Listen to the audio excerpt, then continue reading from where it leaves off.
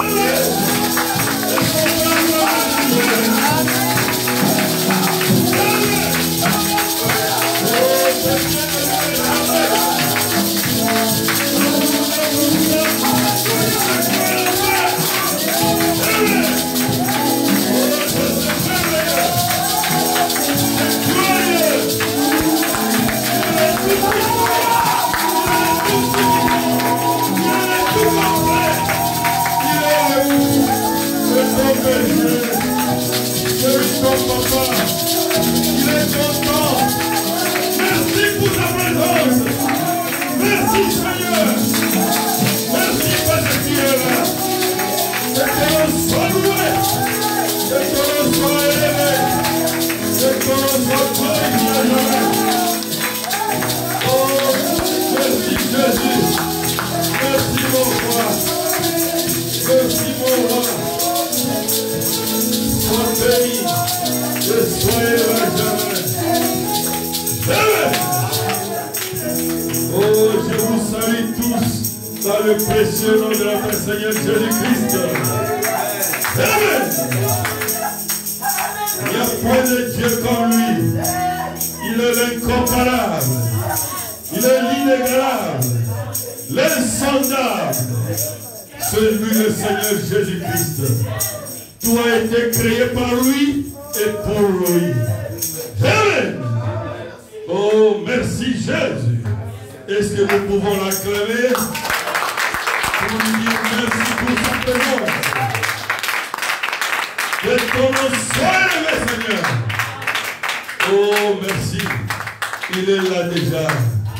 Quels que soient les problèmes que tu as, rien n'est impossible, car il est là.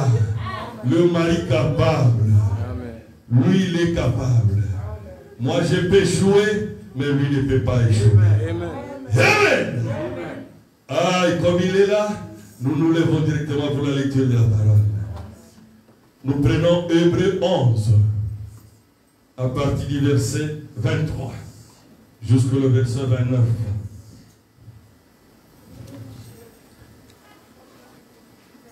Merci Jésus. Merci Jésus. Merci Jésus. Alléluia.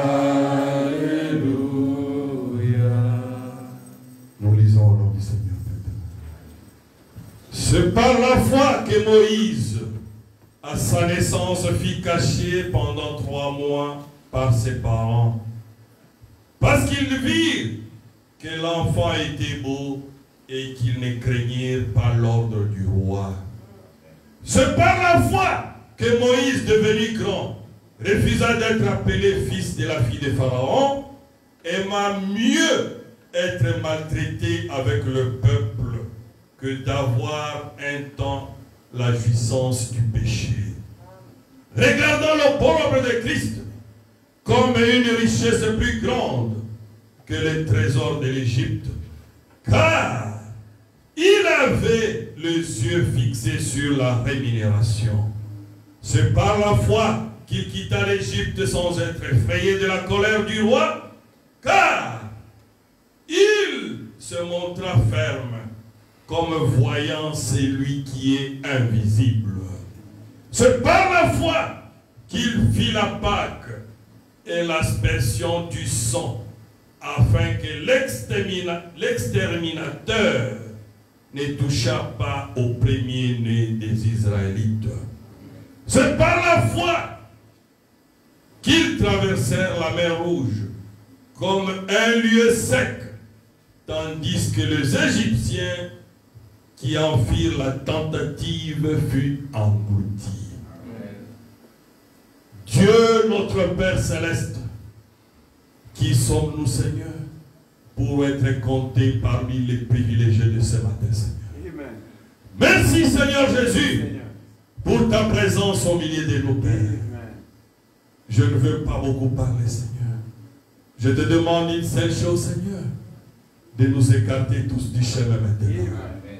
Et que toi, l'ange de l'Éternel, que tu puisses descendre, Papa, nous parler de ta part, Seigneur. Amen. Le moment de jouer est terminé, Seigneur. Amen. Car maintenant, l'épouse doit entrer dans l'ordre des batailles, Seigneur. Aide-nous, Seigneur Jésus, à ne plus marcher comme hier. Amen. Car il est plus tard que nous le pensions, Seigneur. Descends, Seigneur Jésus. Parle à nos cœurs. Parle à nos âmes. Que nous ne puissions pas sortir d'ici tel que nous sommes venus, Papa. Amen. accorde-nous de ta grâce, de ta miséricorde. Nous te le demandons, Père, au nom de Jésus-Christ. Amen. Vous pouvez vous asseoir. Oh, c'est un dimanche spécial. Le dimanche, ce n'est pas n'importe quel jour. C'est les jours qui symbolisent la résurrection du Seigneur Jésus-Christ. Ne manquez pas les dimanches au culte, quelle que soit l'occupation. Il faut vraiment que ça soit vraiment très capital pour que tu puisses rater le rendez-vous avec le Seigneur. Parce que je vais te poser une question. Si tu as le rendez-vous avec le roi Philippe, aujourd'hui, comment tu feras pour le rater? Tu prendras toutes les précautions pour ne pas rater ce rendez-vous-là. Alors que le dimanche, ce n'est pas le roi Philippe qu'on attend. C'est le Seigneur des Seigneurs, le roi des rois. C'est lui qui tient l'humanité sous son contrôle. Alors ce matin, j'ai voulu partager avec vous un sujet que j'ai voulu intituler le choix de Moïse. Amen. Mais Moïse c'était qui? Oh, c'était un enfant né pour une mission déterminée. Un enfant de la promesse. Un enfant qui a fait trembler Pharaon. À tel point que Pharaon a même décidé qu'on puisse tuer qui? Tout le mal qui devrait naître parmi les Israélites. Ah! Quelle décision! Juste parce qu'il y avait quoi? Une rumeur qui tournait. Et la rumeur c'était quoi? Que bientôt Dieu allait envoyer un libérateur pour les Juifs. Oh! Et avant même que les libérateurs viennent, Pharaon tremblait déjà. Il cherchait maintenant toutes les occasions pour tuer les enfants mâles. Pourquoi? Pensant que parmi ceux qu'il va tuer là, il peut réussir à tuer le libérateur. Quelle façon de penser? Un homme qui est infiniment petit pense qu'il peut vaincre qui est l'infiniment grand, le Seigneur des Seigneurs. Alors Dieu a dit, bon, comme il veut tuer les innocents, il va tuer les innocents. Parce que je les ai déjà sauvés. Amen. Moi, Dieu, je veux lui prouver que je suis plus intelligent que Pharaon. Qu'est-ce qu'il a fait? C'est l'ennemi numéro 1 qui le cherche chaque jour pour les tuer. Alors Dieu dit que c'est toi qui vas les lever maintenant. Amen. Oui. C'est toi qui vas les lever. Ah, comment? Ah, Dieu, lui, il est plus que capable. Même si la situation devient tellement sombre. Oh! Jochebed et Amram, ces jours-là, devaient prendre une décision difficile. Les voisins ont commencé à les accuser. Il y a un enfant qui pleure là. Pourquoi vous ne venez pas le prendre? À ce moment-là, tous les crocodiles du Nil étaient devenus agressés. Pourquoi? Tous les enfants mâles, les parents eux-mêmes avaient tellement peur de Pharaon qu'ils allaient jeter les enfants au Nil. Mais Jochebed et Abraham ont dit non. Cet enfant, il est très beau. Amen. Ils l'ont gardé combien? 3 mois. Et puis quand ils ont vu que les voisins commençaient à chaque jour en passant à regarder, oh, c'est que ces gens ici ont déjà un plan pour nous trahir. Alors, ils ont fait la prière la plus sincère possible. Ils ont dit, Seigneur, c'est toi qui nous as donné cet enfant. Et c'est toi qui as dit que tu enverras un libérateur. Aujourd'hui, nous sommes incapables de protéger cet enfant. Nous voulons te le confier, Seigneur. Quelle décision faire? Mettez-vous à la place des parents. Prendre maintenant ces bébés que vous aimez. Vous devez le mettre dans un berceau pour les déposer sur le fleuve plein de crocodiles. Où vous êtes certain que plusieurs sont déjà morts. Ah, il fallait avoir suffisamment de foi pour Jochebed et son mari. ils ont dit oui, c'est la voie autorisée. Ils ont compris que notre protection n'est pas suffisante. Alors il faut donner à celui qui est capable de protéger. Amen. Il faut faire confiance en Dieu. Nous devons maintenant le confier à lui. C'est toi qui es capable, papa.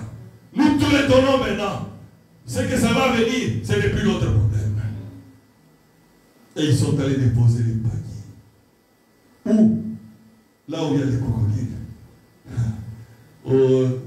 La situation était sous contrôle. Amen. Tous les autres enfants, les crocodiles avaient le droit de les manger. Mais quant à Moïse, il y avait une présence surnaturelle qui était là. Il y avait l'ange de l'Éternel qui veillait sur les libérateurs. Parce que le plan de Dieu ne peut pas échouer. Mon plan, moi, peut échouer. Ton plan, toi, peut échouer. Mais lui ne peut pas échouer. Lui n'est pas un homme pour échouer. Et Dieu a fait concourir toutes choses. Vous connaissez la suite. Ah! Vous savez, pour une fois, une mère a eu un salaire pour faire téter son propre fils. Voilà le calcul de Dieu. Oh! Dieu a mis l'amour maternel dans la fille de Pharaon, qui n'avait pas d'enfant. Pourquoi cette fille était stérile? C'est parce que Dieu avait déjà bien tissé le plan. Il fallait que cette fille-là soit stérile pour qu'elle donne tout son amour à ces bébés qui pouvaient paraître abandonnés. Non, Dieu ne peut pas abandonner les siens. L'ange était en train de veiller. Amen. La maman de Moïse, Yochebed, il n'y a pas une autre maman, mais aujourd'hui, on l'a payé, pas n'importe quel salaire, qui avait certainement arrangé toutes les maisons. Et puis, il devrait confier l'enfant à la vraie mère légalement. Mais elle était une croyante. Elle avait dit déjà à Moïse, toi tu es né sur un signe. Amen. C'est pour cela, le 5e évangile, que le prophète Branham dit, l'évangile de la maman. Dites de bonnes choses. Parlez de Dieu à vos enfants quand ils sont encore petits. Ils n'oublieront pas cela. Parce que quand ils sont petits, ils auront la crainte de l'Éternel. Ils sauront que Dieu existe.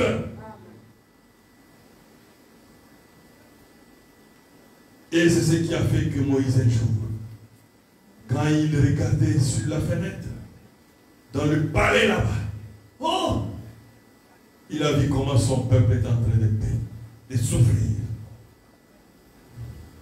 Oh, que Dieu nous aide.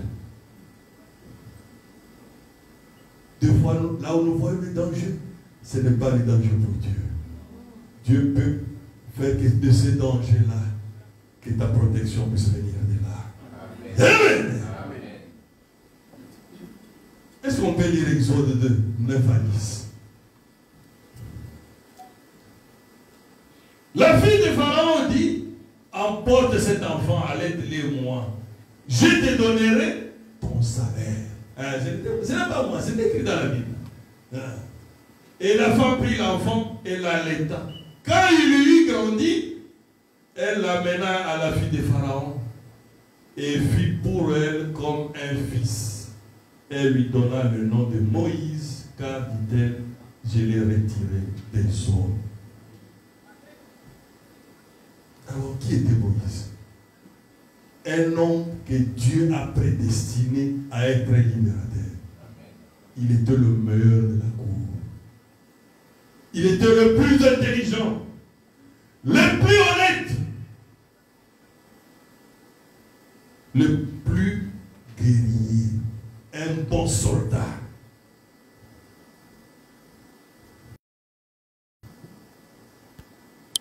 Il était qui? Le plus méritant même. C'est qui? Il allait être le prochain pharaon.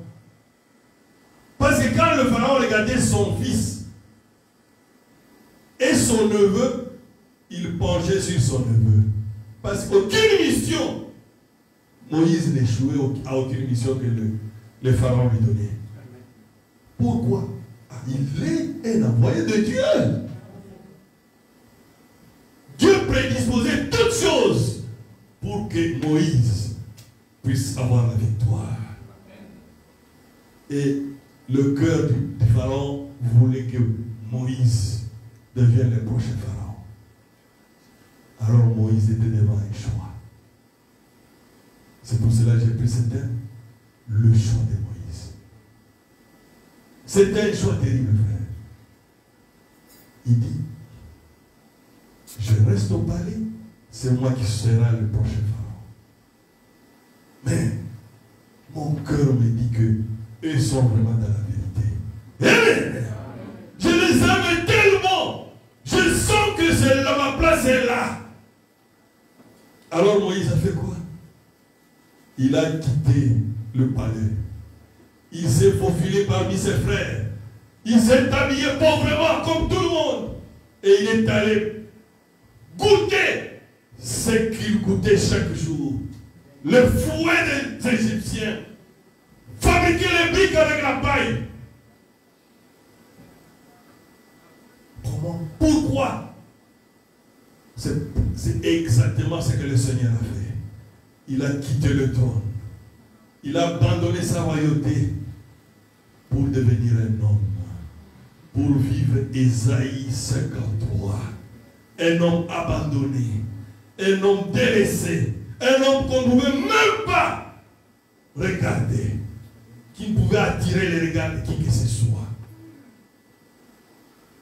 Le roi des rois.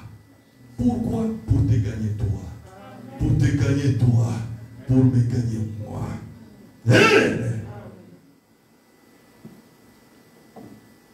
Alors il a dit, quand il a pesé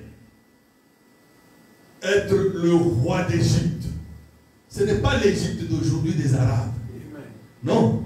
À ce moment-là, c'est l'Égypte qui dirigeait le monde. C'est l'Égypte qui était le pays le plus puissant.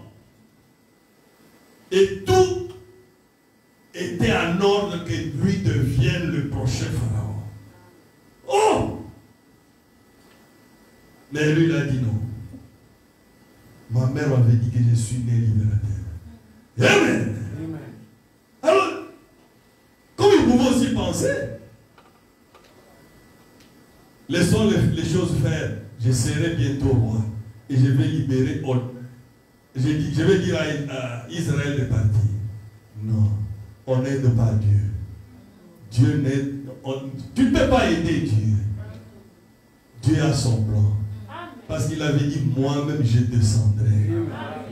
Il n'avait pas dit que Moïse, non, moi-même je descendrai. Amen.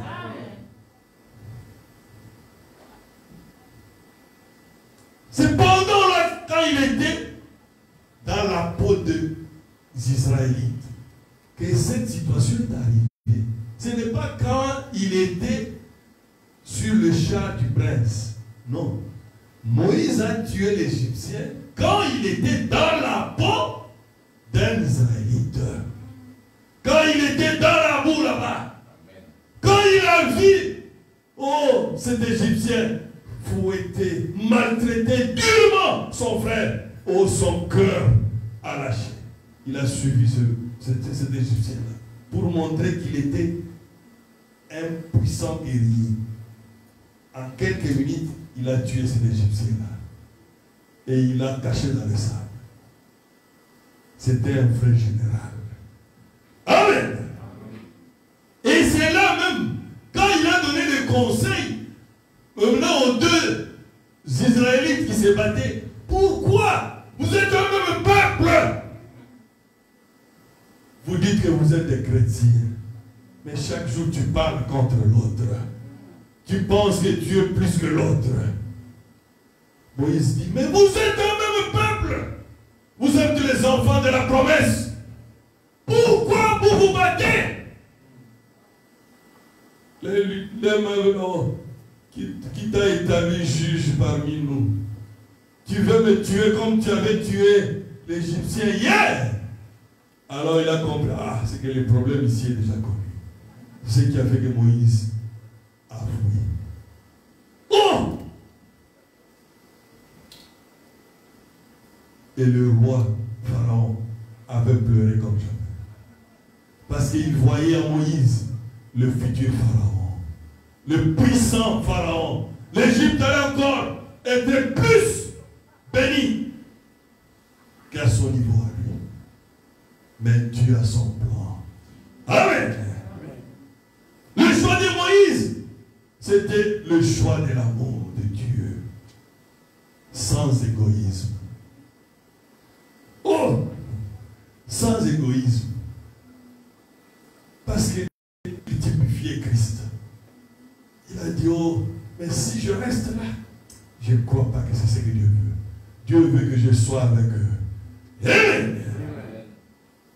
Il n'était pas égoïste. Parce qu'il a vu quoi? L'opprobre de Christ. L'opprobre, c'est quoi? La honte de Christ. La honte d'être israélite. Les Israélites à ce moment-là étaient des esclaves des Égyptiens. La honte de Christ, l'opprobre de Christ avait plus de valeur pour Moïse que le trône de l'Égypte. Que l'Égypte, pas l'Égypte ici, des crises, non. C'était l'Égypte qui dirigeait le monde. Amen. C'est que Moïse allait être le roi du monde. Oh, j'aime ça. J'ai écouté Trump dans une de ses speeches. Ah, j'aime ça. Quand il est sorti de son corona, il a dit, les gens m'appellent l'homme le plus puissant de la planète. Il dit non. Il y a un qui est le tout-puissant. C'est le Seigneur Jésus-Christ. Il a dit, c'est lui le boss. C'est lui le boss, effectivement. Il dit que moi, je ne suis rien. Il dit, même les églises devraient être parmi les priorités qu'on devrait laisser. Parce que c'est lui qui a la capacité d'anéantir les coronas. Que Dieu le bénisse. Je crois que Dieu est capable de lui donner un deuxième mandat. Parce que Dieu aime que vous puissiez l'honorer publiquement. Il n'a pas eu honte, malgré qu'il a cette position-là, presque l'homme le plus puissant de la planète. Mais il a reconnu sa faiblesse. Comme il pouvait dire, je peux accéder au royaume. Là, c'est l'égoïsme. Et puis, je vais faire tout pour faire partir Israël. Ce serait une tricherie. Ce serait difficile. Tu ne peux pas réussir en dehors du plan de Dieu. C'est impossible. Tu ne peux pas aider Dieu. Dieu a son plan à lui. Et son plan réussit toujours. Et il reste infaillible. Rien ne peut empêcher que le plan de Dieu marche. Ça, c'est impossible. Pourquoi? Dieu ne partage jamais sa gloire avec une personne.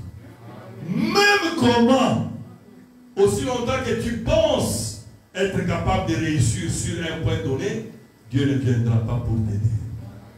C'est quand tu seras totalement brisé, quand tu seras totalement abandonné, alors il viendra. Et tu seras certain que c'est lui qui est venu. Amen.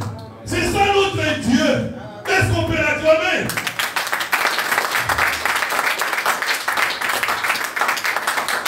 Dieu n'aime pas partager sa gloire avec qui que ce soit. Vous oubliez ça. Il est capitaliste. Oui, c'est lui le Seigneur des Seigneurs.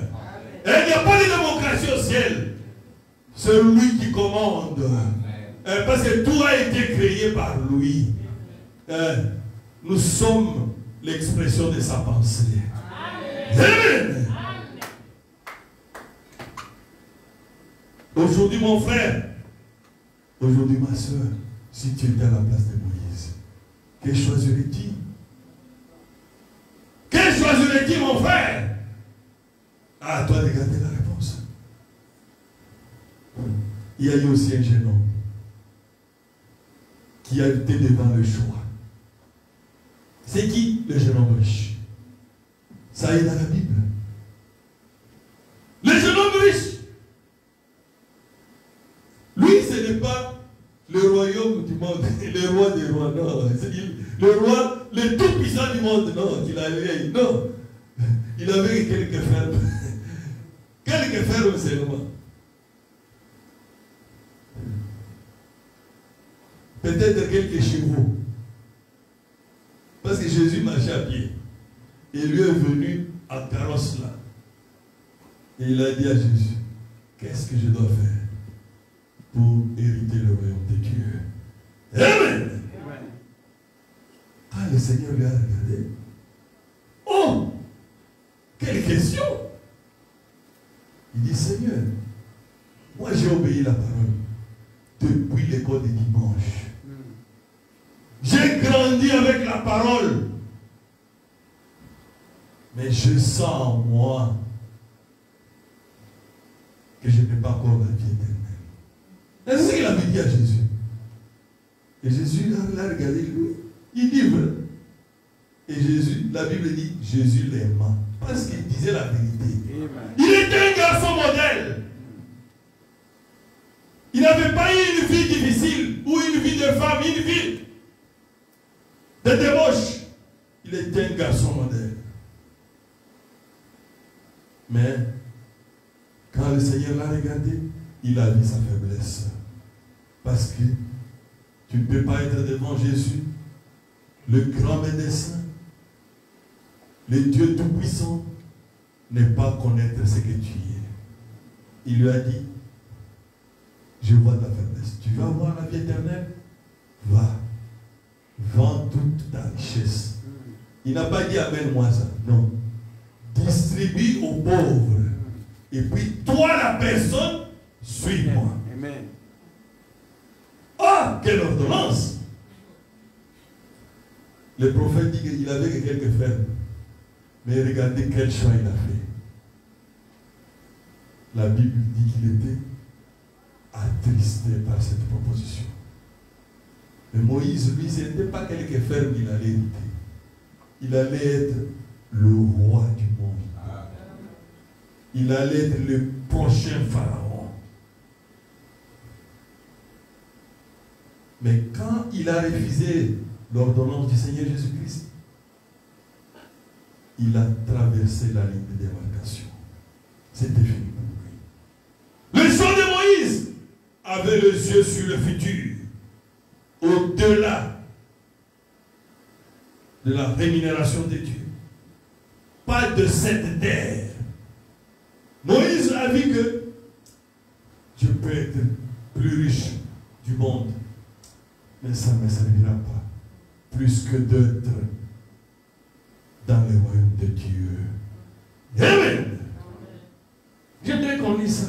Être conduit. Paragraphe 138. Prêché le 31 octobre 1965.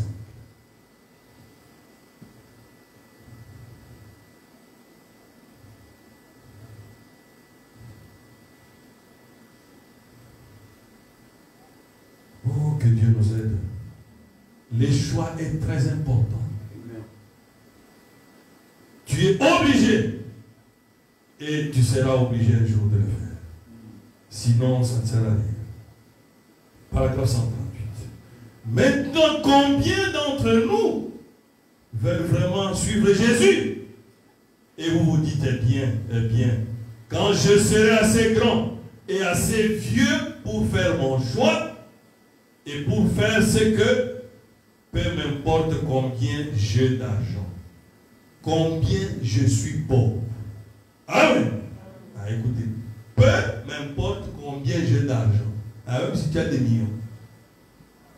Combien je suis pauvre, même si tu manques tout. Combien les gens se moquent de moi.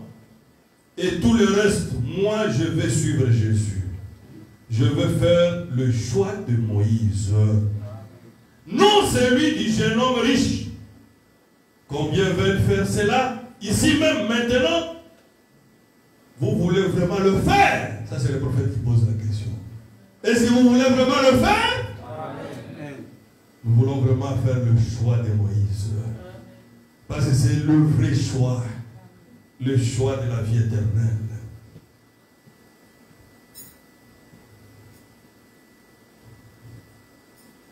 Si tu fais quelque chose pour le Seigneur, n'exige pas un salaire immédiat sur cette terre. Si tu exiges un salaire immédiat, tu auras des miettes.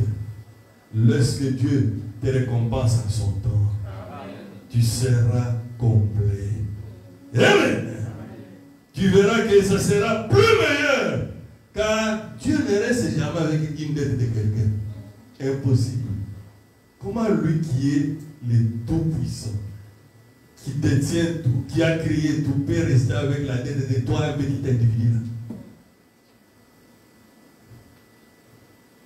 Même quand le peuple s'était rébellé dans le désert, c'est Dieu qui a commencé. Il a dit à Moïse, ce peuple ici n'écoute pas.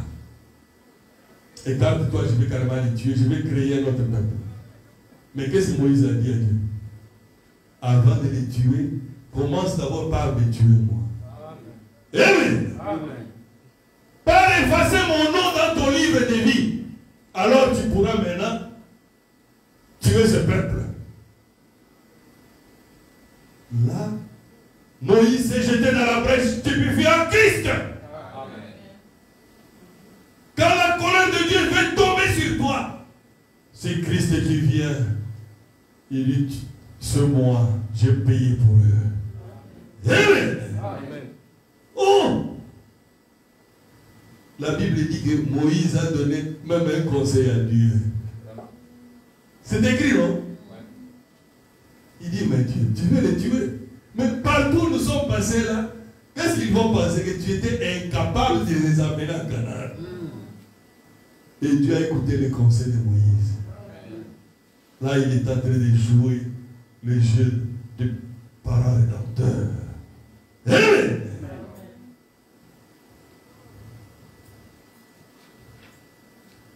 Tu dois d'abord me tuer moi avant de les tuer.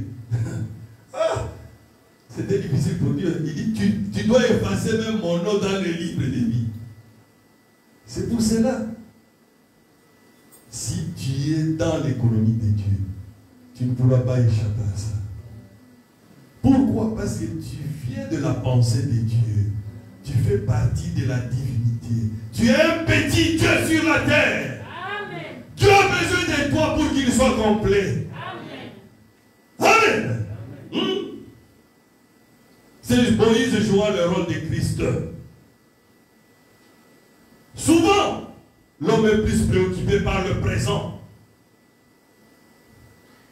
Alors que le présent est minime pour Dieu. Dieu voit ce que nous serons. Le Seigneur veut que chaque jour, malgré le travail, que nous puissions toujours penser, où passerai-je mon éternité?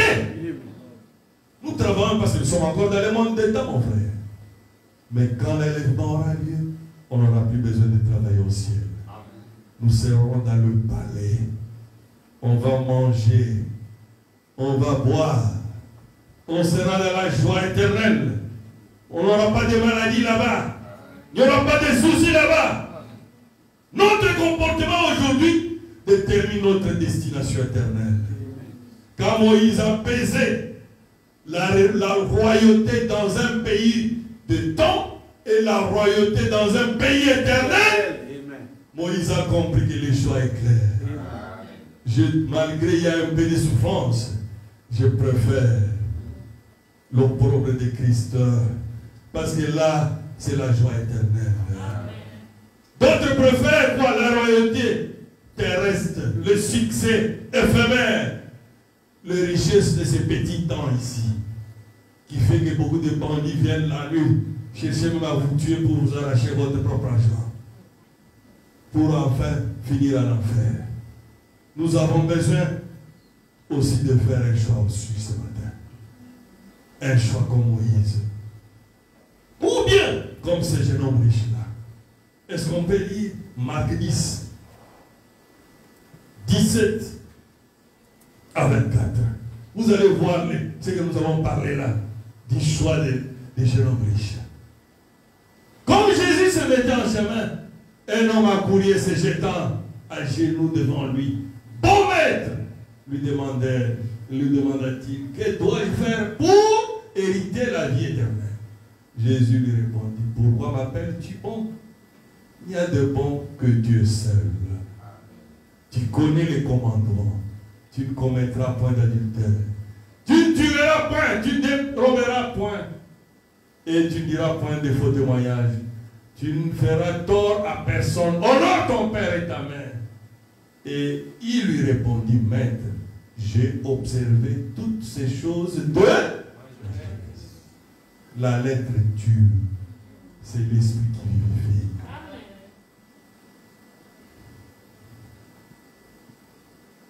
Beaucoup de gens pensent que c'est en mémorisant le message, en mémorisant la Bible, que vous allez entrer au ciel. Non. C'est en devenant le message. Amen. En devenant la Bible. Une prédication vécue. Une vie prêche plus forte que les paroles. Amen. Jésus l'ayant regardé les mains et lui dit, il te manque une chose, mon fils. Va, tout ce que tu as, donne-le aux pauvres. Et tu auras un trésor dans le ciel. Ce n'est même pas gratuit. C'est qu'il allait avoir un trésor dans le ciel.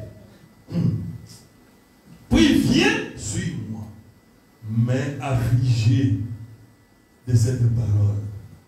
Oh, cet homme s'en alla tout triste, car il avait de grands biens.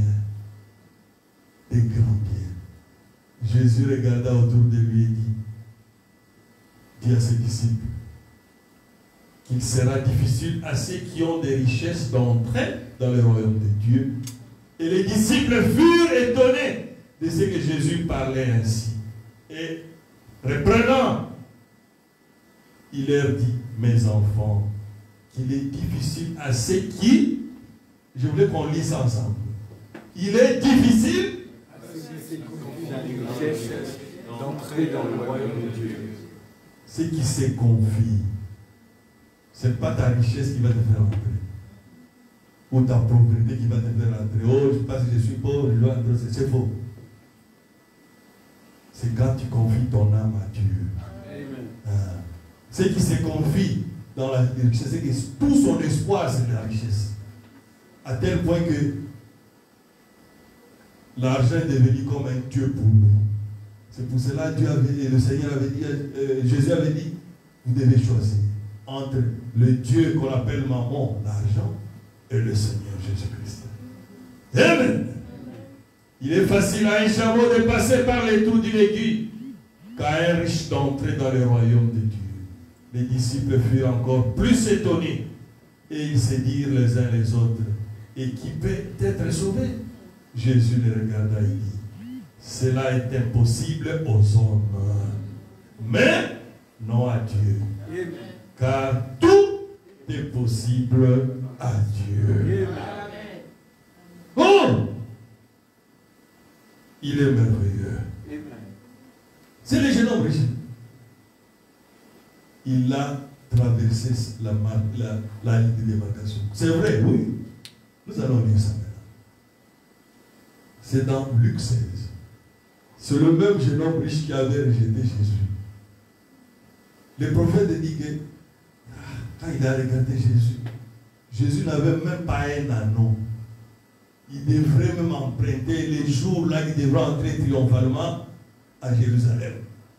Il dit, je vais tout vendre et je vais commencer à suivre Jésus qui marche à pied ici. Ah! Mais il a oublié que la porte était ouverte pour lui pour la dernière fois. Et quand il a rejeté cela, c'était fini pour lui. C'est aujourd'hui que tu dois faire le choix. Pas demain. Luc 16, 19. Il y avait un homme riche qui était vêtu de pourpre et de fin. Et chaque jour menait une joyeuse et brillante vie. Un pauvre nommé Lazare. Le prophète même dit que c'est Lazare qui l'avait invité de venir à la venue de Jésus. Alors, comme lui avait étudié avec Lazare, il dit, ah, ils se sont entendus. Je vais tout vendre, je serai pauvre comme Lazare. Là. Mais il a oublié que l'argent ne fait pas le bonheur. Amen. Et nommé Lazare était couché à la porte, couvert d'ulcères, et désirait de se rassasier les miettes qui tombaient de la table du riche. Et même les chiens venaient encore lécher ses ulcères. Le pauvre mourut. Il fut porté par les anges dans le sein d'Abraham. Le riche mourut aussi. Et il fut enseveli. Enseveli et porté, c'est deux choses différentes. Parce que le riche, quand on parle d'enseveli, même le gouverneur est là. Les jours qu'on va l'enterrer. C'est ça, enseveli. Dans le séjour des morts, c'est là où maintenant il y a les problèmes. Il leva les yeux tandis qu'il était en proie au tourment. Il vit de loin qui Abraham et son ami Lazare là qui attendait les miettes dehors chaque jour là devant lui. Mais il oublie qu'ils ne sont plus sur la terre. Il commence à donner les ordres. Il s'écria, Père Abraham, aie pitié de moi. Envoie Lazare. Il a envoyé Lazare tout le temps là, sur la terre. Mais là, ce n'était plus sur la terre. Envoie Lazare pour qu'il trempe le bout de son doigt dans l'eau et me rafraîchisse la langue, car j'ai souffert cruellement dans cette flamme. Abraham répondit, mon enfant, souviens-toi, tu as réussi tes biens pendant ta vie, et que Lazare haït que les mots pendant la sienne. Maintenant, il est ici consolé et toi tu souffres. D'ailleurs, il y a entre vous et nous, un grand abîme, afin que ceux qui voudraient passer d'ici vers nous, vers vous, ou de ceux qui voudraient passer de vous vers d'ici vers vous, ou d'au-delà, ne puissent le faire. Les riches disent, parce que là, il n'y a pas de fraude. Même si tu fraudais sur la terre, là tu vas frauder comment? Les riches lui disent, je te prie donc, Père Abraham, d'envoyer Lazare dans la maison de mon Père. Verset 28. Lisons ça ensemble. Car c'est pour qu'il ait la tête ces choses, afin qu'il ne vienne pas aussi dans le lieu de mon nom. Abraham répondit, ils ont Moïse et les prophètes qui les écoutent. Et il dit, non, Père Abraham, mais si éventuellement avec eux, ils s'acceptent.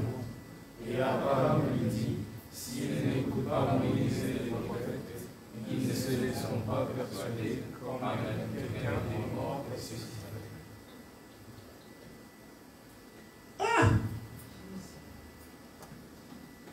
Malgré l'état en enfer, il a eu une bonne pensée pour ses frères. Je les ai laissés dans la distraction comme moi. Est-ce que tu ne peux pas faire un effort qu'on envoie Lazare? Quand on verra Lazare avec qui on était habitué, ils pourront s'amender. Il a dit non. Ils ont le prophète William Branham là-bas. Ils ont le message. Ils ont la Bible. Qu'ils mettent ça en pratique. Amen. Le verset 30, c'était quoi?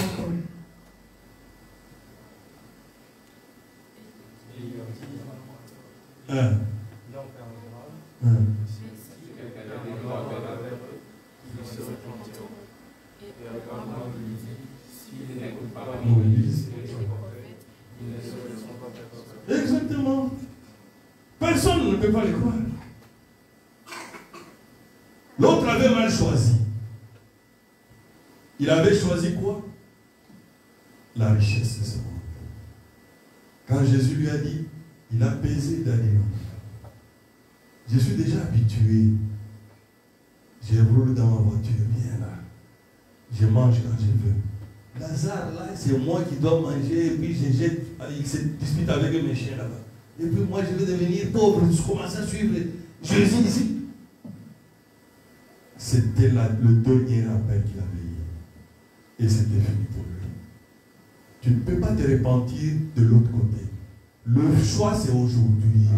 C'est aujourd'hui que tu dois prendre des positions pour Christ. Sur la terre, mon frère.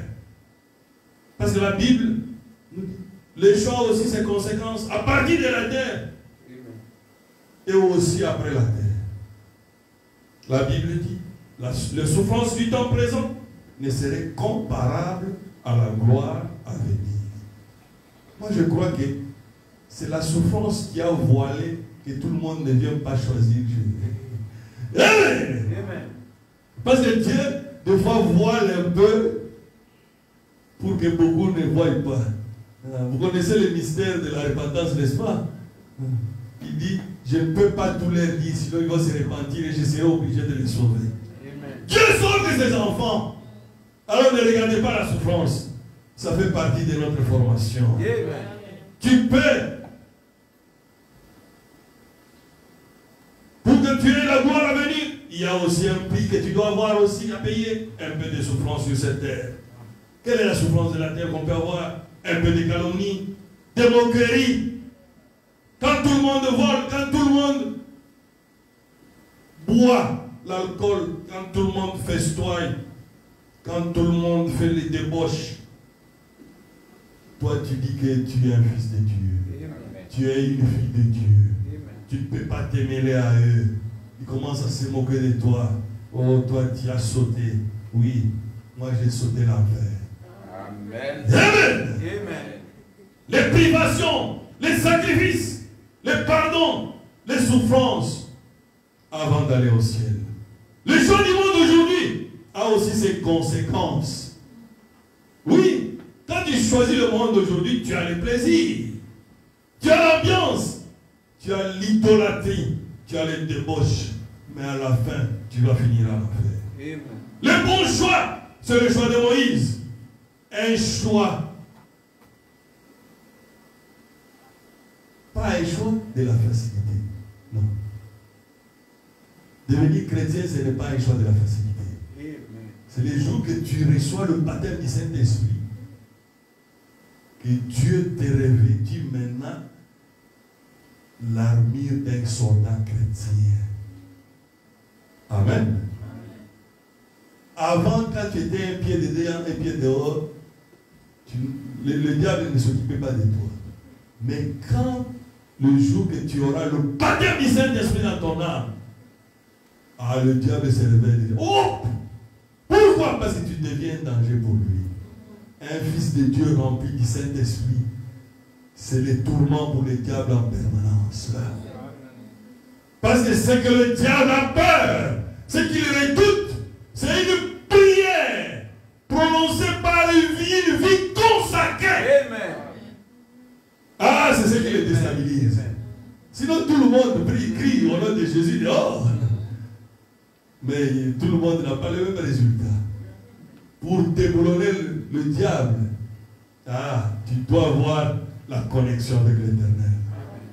C'est ce qu'il y a eu avec les 7 fils de Séba. Quand ils ont essayé de prier sur un fou, au nom de Dieu de Paul, que Paul prêche. Au nom de Jésus que Paul prêche. Vous avez eu ils ont eu les sorts, n'est-ce pas? C'est le fou qui les a demandé. Oh, vous là, qu'est-ce qu'il y a? Paul, Jésus là que Paul prêche, je le connais. Même Paul lui-même, je le connais. Vous êtes tout. La Bible dit qu'il les a frappés tellement bien qu'ils ont fui ça les habits. Pourquoi? Tu ne peux pas usurper le droit. Il faut avoir la connexion. Le diable, tu ne peux pas le tromper. C'est pour cela, moi, chaque jour, je vous dis, l'église n'est pas faite pour les hypocrites. Non, s'il vous plaît. Comment tu peux penser jouer le rôle de chrétien avec le diable? Parce que lui, il est le plus grand roublard. Le plus grand hypocrite, c'est le diable. Et toi, tu penses le rouler. Vaut mieux rester dans le monde, mon frère. Parce que tu vas souffrir quand tu vas essayer de jouer ces rôles-là. Soit tu es avec Dieu totalement, soit tu n'es pas avec Dieu totalement. On n'a pas besoin de demi-mesure ici. C'est ce qui va te sauver ton âme. Sans le baptême du Saint-Esprit, tu n'auras pas l'amour parfait dans ton âme. qui va faire que tu puisses aimer tes ennemis. Oui, c'est la condition pour entrer au ciel aujourd'hui. Sans l'amour parfait, tu n'entreras pas. Et pour avoir l'amour parfait, tu dois avoir le baptême du Saint-Esprit dans ton âme. Amen. Et quand le Saint-Esprit entrera, tu verras que tu n'es plus la même personne. Même quand quelqu'un te fait du mal, tu as pitié de lui. Oh, si tu pouvais savoir. C'est pour cela qu'un chrétien véritable ne parle pas, même sous la colère. Ça risque d'arriver. Oui, le prophète l'a dit dans un prophète qui rougit. Les petits enfants qui se sont moqués de qui? D'Élisée. Élisée était un jeune, mais il a eu la calvitie avant les temps. Et ses enfants ont commencé à se moquer d'Élisée. Où est-ce que les ours sont venus? Il n'était pas en brousse. C'est que le prophète était en colère. Il a prononcé la parole et 2 ours ont apparu. Ont déchiré 42 enfants. Vous voyez ce que représente un chrétien rempli du Saint-Esprit? Vous êtes une bombe atomique pour l'ennemi. Vous êtes une bombe atomique pour les diables. Fais le bon choix, mon frère. Et le choix de Dieu, ce n'est pas le choix de la facilité. C'est le choix du caractère de Christ. Le choix de Moïse a amené beaucoup de problèmes à Moïse. Ah oui, hein? Parce qu'il n'avait pas choisi d'être l'opprobre de Christ, mais il serait le roi. Mais qu'est-ce que ce choix a fait? Il a fui l'Égypte. Pour se retrouver d'un homme qui était presque la deuxième personnalité du royaume, à devenir quoi? Un berger. Chez Jéthro, là. C'est lui maintenant qui commence à aller avec les brebis de Jéthro. Pas un an, 40 ans. Qu'est-ce que Dieu voulait? Dieu voulait vider l'Égypte dans Moïse. Amen. Amen. Pourquoi le premier pas de Moïse avait échoué? Parce que Moïse était avec ses capacités de général, un puissant guerrier, un homme qui avait la technique de combat, qui pouvait tuer un Égyptien en quelques minutes. Dieu a dit non. Ça sera comme si c'est ta force qui a agi. Moi, il faut que tu sois brisé d'abord. Alors, je suis capable d'agir. Amen. Amen. Notre prière de chaque jour, c'est là où je vais chuter. Que Dieu nous brise chaque jour. Amen. Amen. Amen. Parce que quand nous sommes brisés, c'est alors qu'il est capable de se manifester, mon frère. Amen. Dieu a pris 40 ans pour briser Moïse. Ah! Ce n'était pas facile. Parce que Moïse est sorti à l'âge de 40 ans, quand il a fui l'Égypte. Et il est revenu à l'âge de 80 ans. Fatigué maintenant. Et Dieu lui dit, c'est le moment maintenant. Il dit non, je ne veux pas. Il dit, envoie quelqu'un d'autre. Moi, j'avais déjà échoué. D'ailleurs, en Égypte, on m'attend. Il y a la peine capitale qui m'attend là-bas. On va me tuer. Mais Dieu a vidé de tout l'orgueil qui était dans Moïse. Même toute sa force physique était partie. Parce qu'à 80 ans, il était déjà un homme fatigué. Incapable. Dieu veut que quand tu es faible et incapable, là, il vient pour que tu puisses, pour que tu ne puisses pas plus penser que tu as eu à amener quelque chose dans ce combat-là. Il veut te montrer que sans lui, tu es rien. Amen. Parce que Moïse, en tant qu'homme, il avait refusé d'aller en Égypte. Mais quand Dieu est entré en scène, avec quoi? Le puissant ardent. Oh! C'est Dieu qui lui a donné cette certitude. Il dit, ce n'est pas toi. C'est moi maintenant. Pour une fois, un homme avec un simple bateau, a envahi la nation la plus puissante. Amen. Avec le bateau de berger, il a envahi toute l'Égypte, étant quoi? Totalement brisé. Parce que quand Moïse avait encore ses capacités de guerrier, il avait la capacité de maîtriser la géographie. Parce que c'est lui qui était le conquérant tout autour de l'Égypte là-bas. Alors Dieu a dit, avec ça, je ne saurais pas travailler avec lui. Moi j'ai besoin de Moïse quand je vais lui dire que tes yeux sur l'ange de l'Éternel qui est devant toi. Tu dois obéir à l'ange. Ne discute pas avec lui. Parce que lui ne va pas supporter les discussions. Mais il fallait quoi? Il fallait briser Moïse. Parce que Dieu, quand il te voit alors brisé totalement, alors il répond même à la prière. Amen. Amen. Parce que sinon Moïse allait commencer à discuter avec Dieu. Oh, la fois passée j'avais conquis ce territoire-là. On n'a pas besoin d'aller par la mer. Alors Dieu dit non, il faut qu'il soit totalement brisé. Amen. Alors, quand il dit que tu regardes seulement la colonne de feu, alors il va obéir à la colonne de feu. Vous comprenez pourquoi on doit être brisé? C'est de s'abandonner. Oublie tes capacités que lui entre en scène. Il va obéir à l'ange pour aller vers la mer Rouge. Mais brisé totalement, Moïse est obéissant à Dieu en tout et sans poser de questions. Et des fois, Dieu peut mettre beaucoup de temps pour briser l'homme. Pour Moïse, elle a mis 40 ans. Tu peux être peut-être en ce moment comme Moïse chez Jéthro pendant 40 ans, alors que Dieu cherche encore à te briser. Aussi longtemps que tu es un fils ou une fille de Dieu,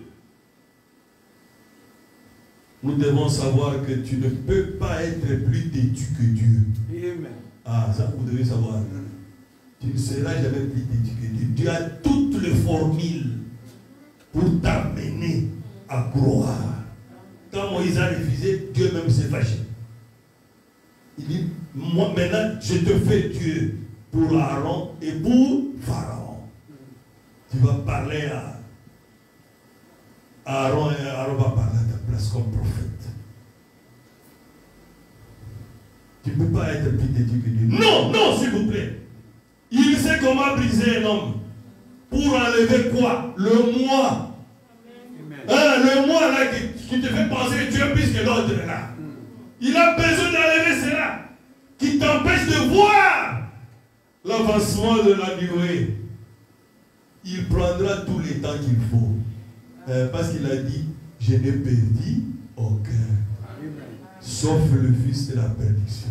Si tu es dans l'économie de Dieu, ce que j'avais dit l'autre fois là, si tu fais même l'effort pour aller en enfer, tu vas souffrir pour aller en enfer. C'est comme quelqu'un qui est destiné pour aller en enfer, qui va aller au ciel. Il va souffrir. Pourquoi? Parce que Dieu a prédestiné ses enfants à la vie éternelle. Tu ne l'échapperas pas. S'il faut même que tu sois malade, tu seras malade. Pour qu'il puisse te sauver. Comme ce berger-là qui avait brisé la patte de cette brebis qui allait trop loin. Dieu a toutes les formules.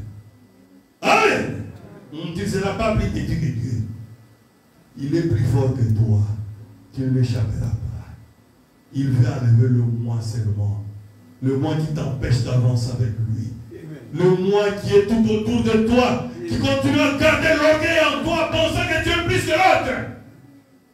En quoi? Parce que tu as un peu d'argent dans ton compte, ou tu as acheté une nouvelle maison, ou bien parce que tu as des chaussures. Nous tous, devant Dieu, on est rien. Dieu veut que tu puisses arriver au niveau que, sans lui, tu es nul. Amen. C'est ça être brisé. Et quand tu arrives à ce niveau-là, ton opinion ne compte plus. C'est l'opinion du Seigneur qui compte. C'est ce que Jésus, où le Seigneur a amené Moïse, à ce que quand il va arriver devant la mer Rouge, Moïse ne savait même pas que la mer Rouge allait s'ouvrir avant. Non, il ne savait pas. C'est quand ils sont arrivés là-bas et que maintenant, l'armée égyptienne est en train de venir. Alors, Dieu est descendu maintenant pour leur montrer que c'est moi qui combat pour vous.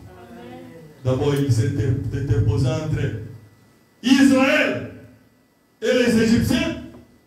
Et puis, il est allé comment? Il est allé devant la mer Rouge. Il a dit à Moïse, Moïse était la sommité de la connaissance de l'Égypte. Il avait tellement étudié qu'il enseignait aux petits Égyptiens même la science. Moïse, il contrôlait tout. Alors Moïse dit, Dieu dit, maintenant même, je veux que tu entres en scène maintenant. Il dit à Moïse, c'est le bateau que tu as là, que je t'avais donné là. Le prophète dit que Pharaon, s'il savait, il allait seulement arracher le bateau à Moïse. Et Moïse serait le tout faible.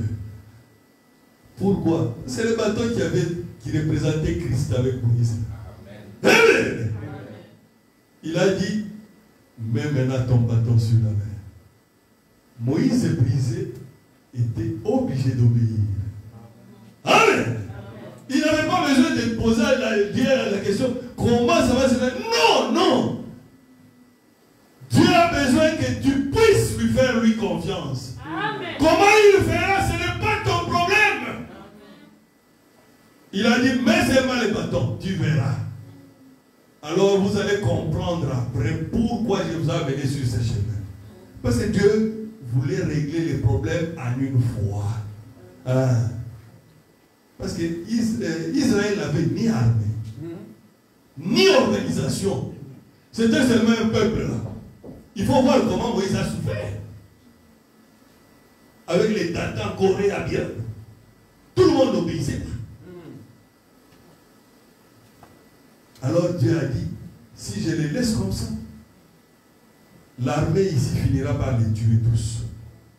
Alors il faut tuer d'abord le problème. Amen. Le problème c'était quoi? L'armée égyptienne. Dieu a dit, comment je dois éliminer cette armée? Alors la formule est simple. Allez, vers la mer Rouge. Et tout le monde, même Pharaon, quand il a vu, oh, il n'y a pas plus intelligent que le Seigneur Jésus-Christ. Est-ce qu'on peut l'acclamer? Il est le mari capable.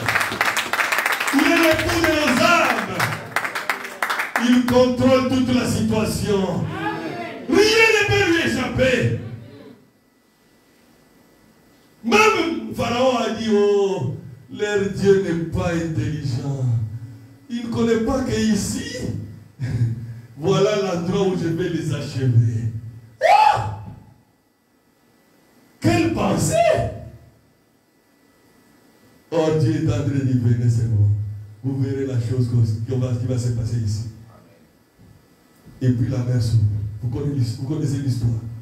Quand ils ont traversé, au lieu d'attendre de rester là, Dieu a endurci leur cœur. Parce que Dieu ne fait pas un travail à moitié, non. La délivrance d'Israël, oui, et la destruction aussi du problème.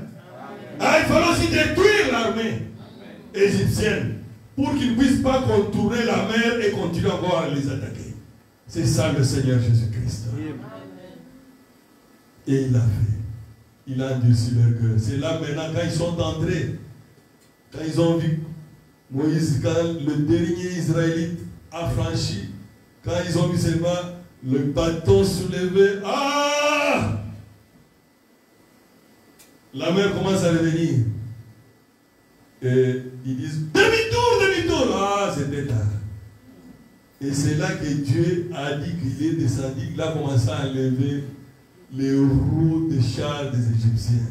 Et que Pharaon a crié, leur Dieu combat contre nous.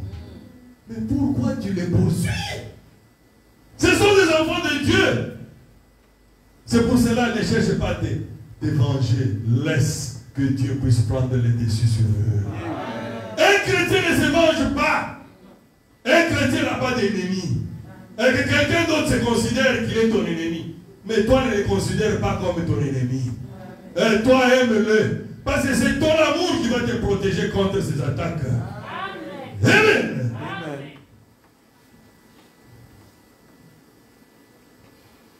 Oh, Moïse est brisé.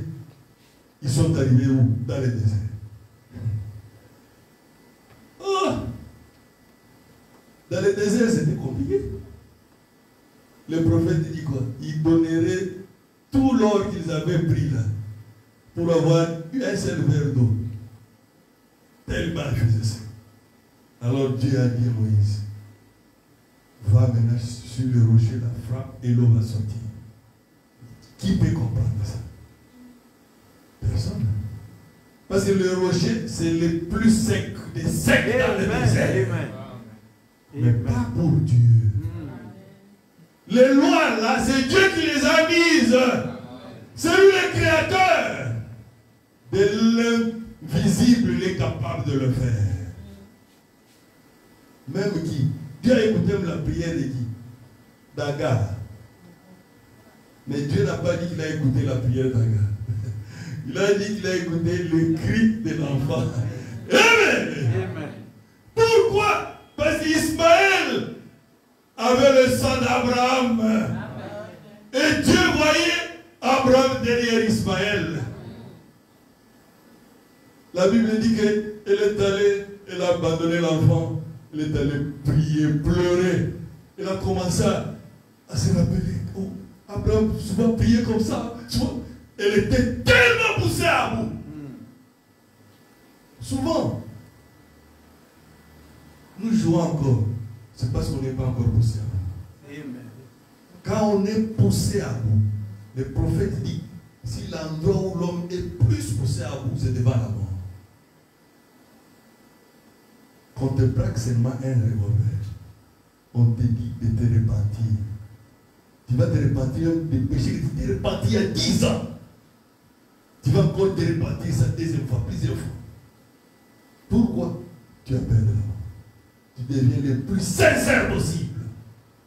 Elle était tellement sincère et poussée à bout qu'une source est sortie en plein désert pour qu'Ismaël ne puisse pas mourir.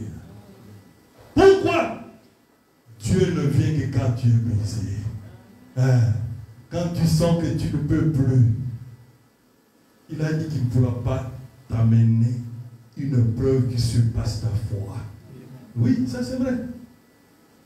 Ça c'est vrai, mon frère.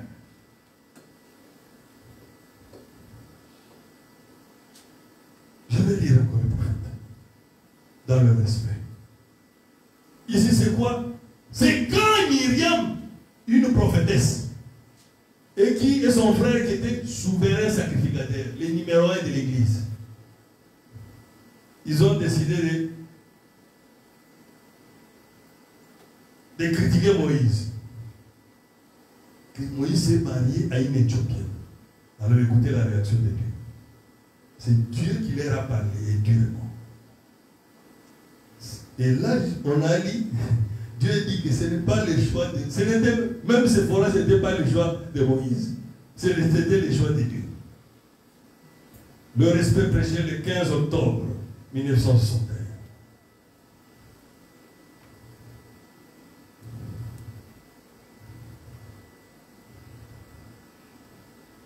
Paragraphe 72. Je préfère. Vous pouvez lire tout.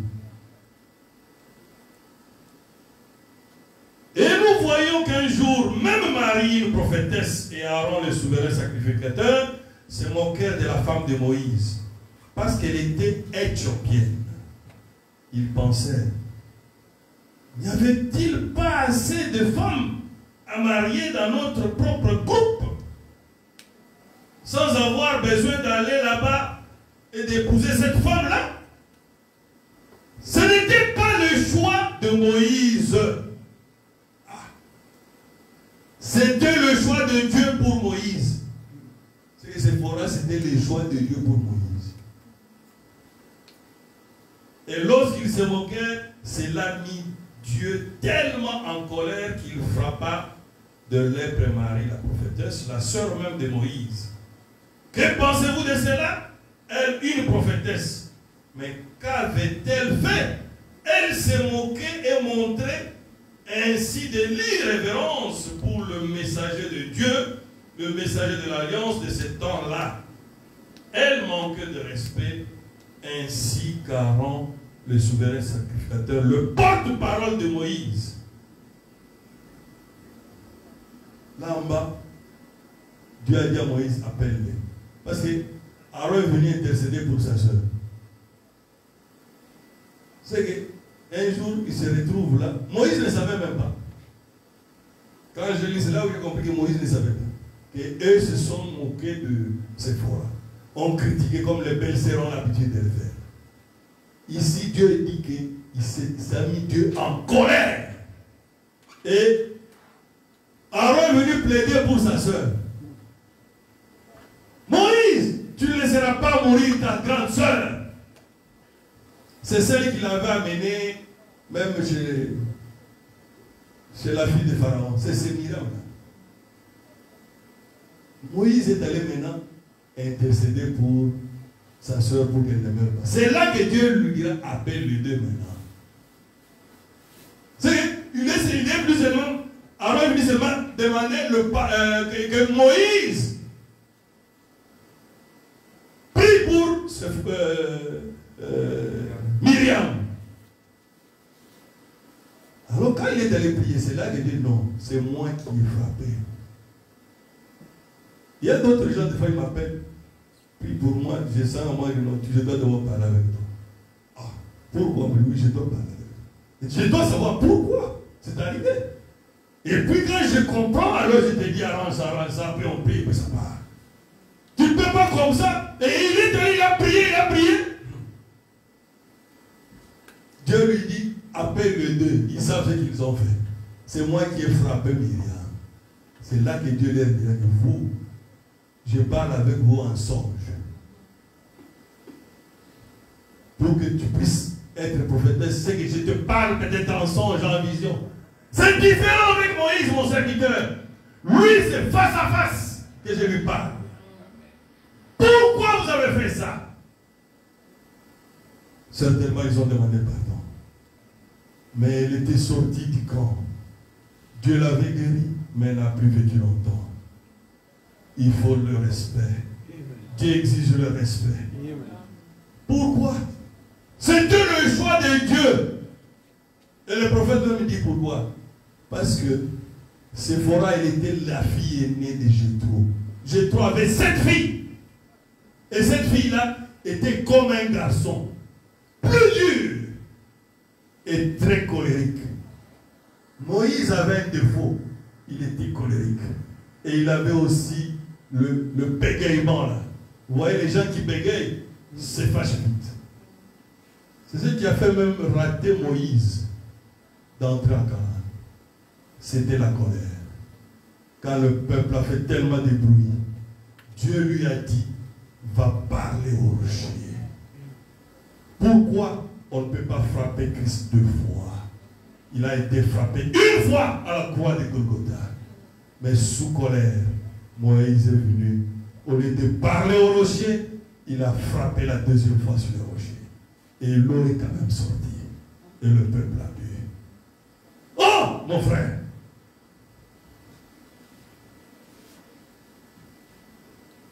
Moïse,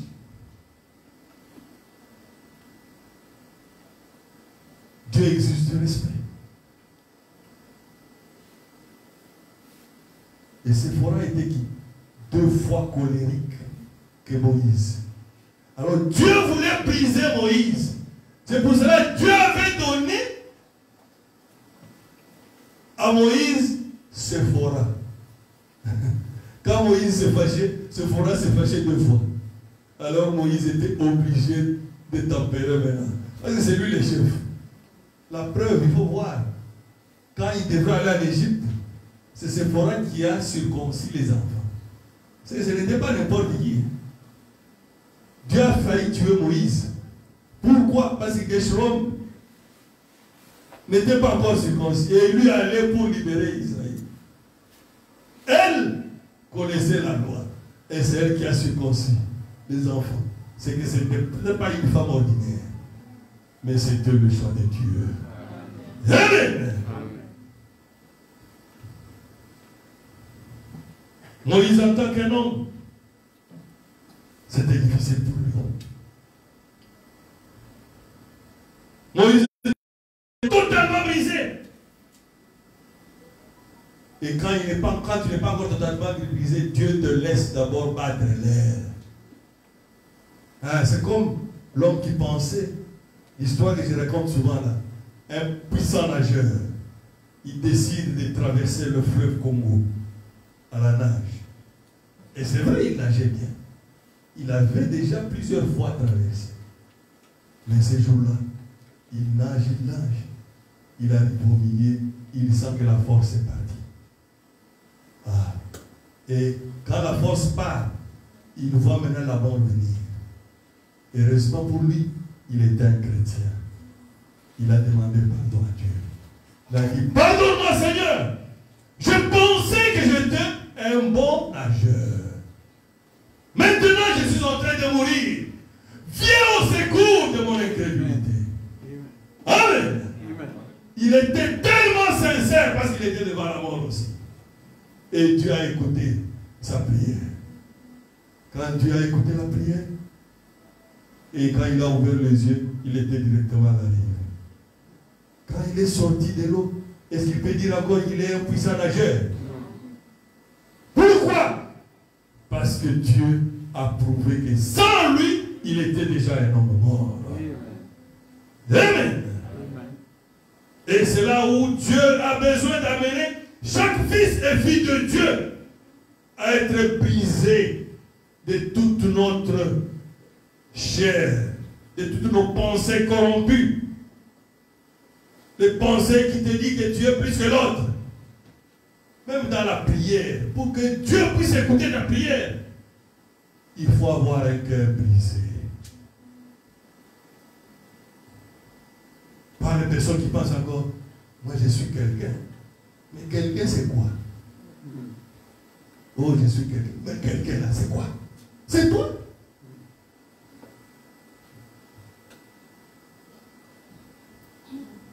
Est-ce que tu me connais? Mais on te connaît. Quand on va analyser ton corps, quand tu vas mourir, tu n'as même pas la valeur d'$1. Hein, c'est ça, on te connaît. Tu as de la valeur quand tu donnes ton âme à Christ. Là, tu deviens un fils de Dieu. Tu deviens une fille de Dieu, à l'image du Dieu parfait. Et tu deviens une boule de feu pour le monde. Un tonnerre pour l'humanité. Amen. Un homme totalement brisé, il ne pose plus de questions. Il est là pour obéir à Dieu. Prêt à obéir à ce que Dieu dit. Moïse est brisé. Il ne pouvait plus discuter. Quand il lui a dit frappe les rochers, il a frappé les rochers. L'eau est sortie. Amen. Quand Dieu te dit, n'écoute plus les lois de la nature. C'est rien. Dieu a dit, c'est plus que les lois de la nature. Parce que c'est lui le créateur. Quand ton raisonnement limité te dit quelque chose, Dieu, lui, il est capable de changer même tout ça à sa volonté. Dieu a besoin que nous puissions être totalement brisés et qu'il puisse manifester sa puissance en nous maintenant. L'ennemi de l'homme, c'est l'homme lui-même, son raisonnement. Dieu a dit à Moïse, applique les signes. L'ange de la mort passera la nuit. Oh! Pourquoi? Pour frapper les bénis. Israël était déjà brisé. Et tout le monde avait appliqué les signes. Quand l'âge de la mort est passé, il n'a pas frappé les enfants d'Israël. Il a frappé les Égyptiens. Les brisés de Dieu ne se posent pas de questions. Il ne faut pas beaucoup se poser des questions, non. C'est quelque chose qui vous dépasse, c'est Dieu qui connaît. Dieu veut que toi tu sois seulement dans la position de faiblesse. Et lui viendra à ton secours. Mais quand tu es encore prêt à te venger, la vengeance, c'est un plat qui se mange froid. Quel verset biblique? Quel verset biblique? C'est un plat qui se mange froid. Quel verset biblique? Ça, c'est le verset du monde. Un chrétien ne se mange pas. Il a dit, à moi la vengeance et la rétribution. Parce que quand tu veux te venger, Dieu va te laisser et tu vas échouer. On va encore te frapper 2 fois. Pourquoi? Tu dois être brisé. Dieu a attendu 40 ans pour briser Moïse, pour enlever en lui la pensée du général égyptien, l'homme le plus intelligent de l'Égypte, l'homme le plus puissant. Alors, quand Dieu lui a dit, maintenant jette ton bâton, et le bâton est devenu le serpent le serpent. Moïse a compris que ce n'est plus ma force. Un seul homme était capable d'envahir l'Égypte. Amen. Pourquoi? Parce que Moïse était déjà brisé.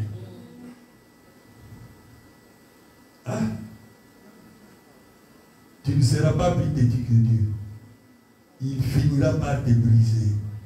Tu dois connaître ça dans ta tête. Il a brisé qui encore? Paul. Est-ce que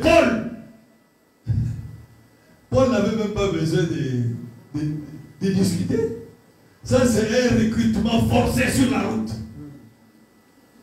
Quand tu es de l'économie du Seigneur Jésus-Christ, tu n'es pas comme tout le monde. C'est pour cela que ton modèle, ce n'est pas ton voisin, ni ton ami de classe ou ton collègue de service. Est-ce que tu connais sa destinée? Toi, tu es un fils de Dieu. Tu es l'oiseau rare. Tu dois être l'identification de Christ aujourd'hui sur la terre. Au travail, on doit savoir que tu es la chrétienne. Tu es le chrétien du travail. Quand quelqu'un a un besoin à la maison, tu es capable même de le diriger vers toi. Et tu es capable de prier et il a la solution à son problème. Amen. Et ça n'était possible que quand tu es totalement brisé. Amen. Les choses de Dieu sont tellement simples pour ceux qui sont brisés et les reçoivent par la foi. Pour utiliser Moïse, Dieu devrait briser d'abord Moïse. Pour utiliser Paul, Dieu devrait briser d'abord Paul. Pour utiliser Branham, Dieu devrait briser Branham. Amen. On a déjà dit avec vous ici, briser totalement. Alors il est capable de parler à Dieu. Et là Dieu est venu à son secours. Parce que quand il pensait qu'il pouvait se défendre, c'est chaque jour que c'était pire pour lui. Plus il se battait, plus on les battait encore davantage à l'école. Mais jusqu'au jour où Dieu lui a dit, c'est moi qui dois être dans ton cœur, qui doit être brisé. Chaque fils et fille de Dieu doit passer par la fournaise pour être brisé, afin que la grandeur du Seigneur Jésus-Christ se manifeste dans ta vie. Si Dieu a brisé son propre fils, ah oui, hein, il faut voir. Jésus n'a rien fait comme péché qu'il méritait de vivre Ésaïe 53, un devoir à domicile.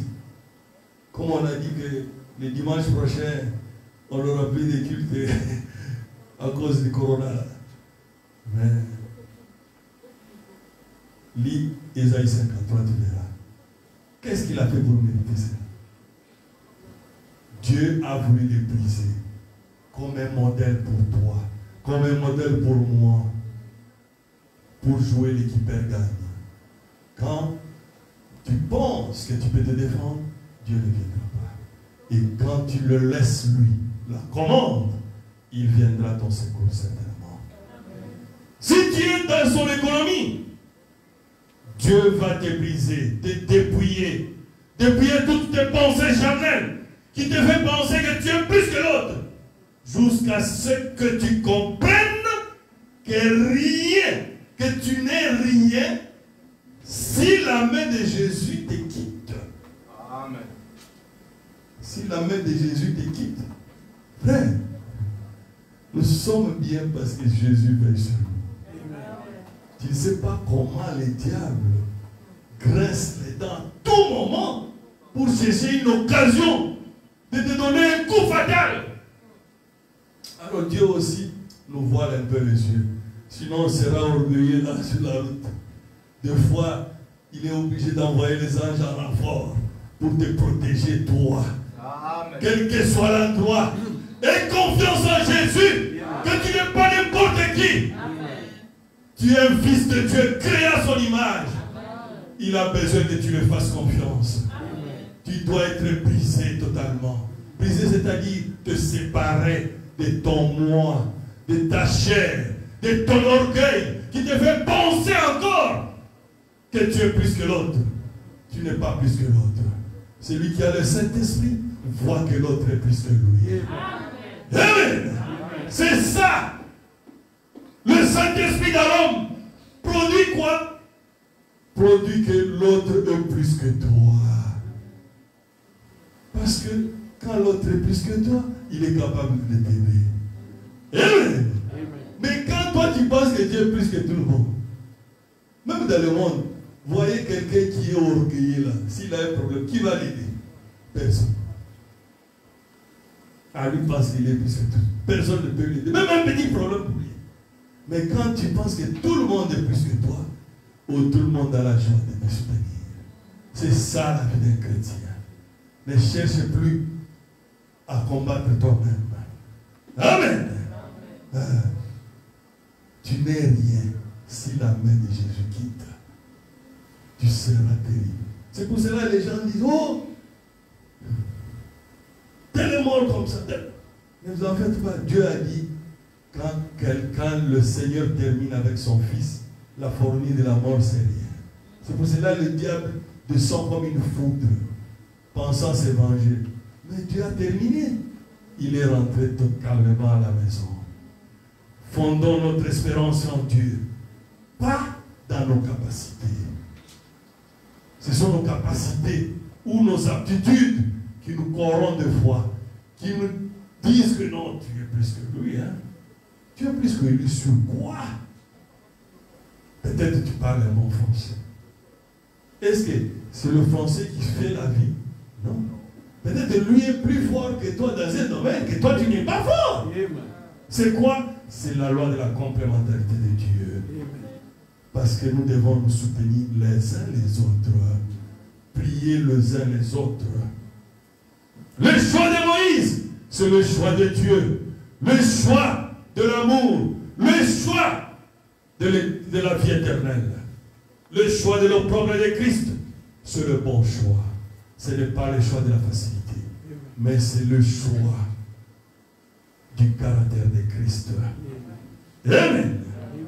Pour terminer, je vais lire dans l'histoire de ma vie.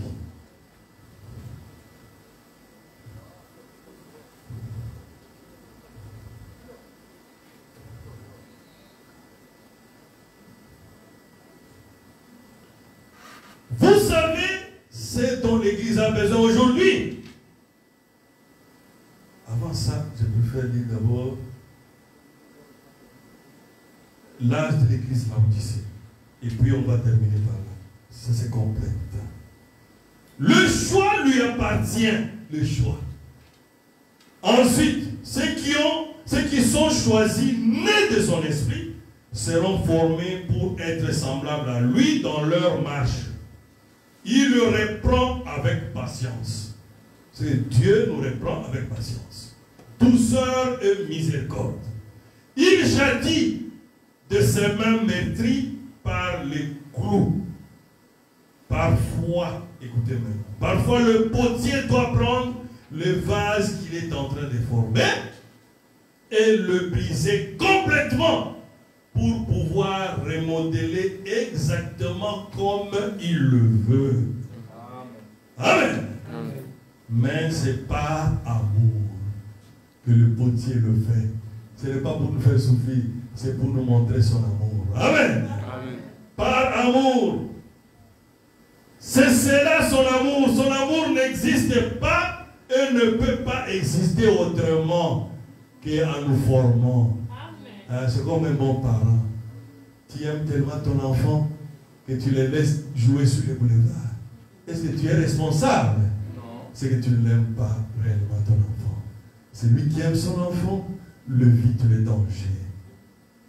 Fais tout pour que le danger soit en dehors de cet enfant. Et l'histoire de ma vie, prêchée le 19 avril 59. Vous savez ce dont l'Église a besoin aujourd'hui? C'est d'être brisé. Amen. Nous avons besoin de descendre dans la maison du potier. Notre théologie reine de notre propre fabrication. Parfois, ça ne marche pas tellement bien. Ce dont nous avons besoin, c'est un brisement à l'ancienne mode. De se repentir dans nos cœurs et d'adoucir devant Dieu. Est-ce tous ceux qui sont prêts à se lever maintenant sont là pour demander à Dieu de les briser? Amen. Amen. Est-ce tous ceux qui sont prêts à se lever maintenant? Vous pouvez vous lever? Sont prêts pour laisser que Dieu puisse les briser? Amen. Que Dieu vous bénisse. Amen.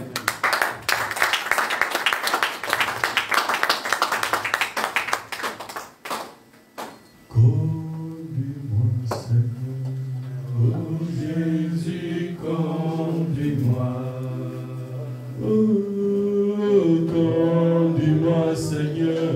Oh Jésus, conduis-moi.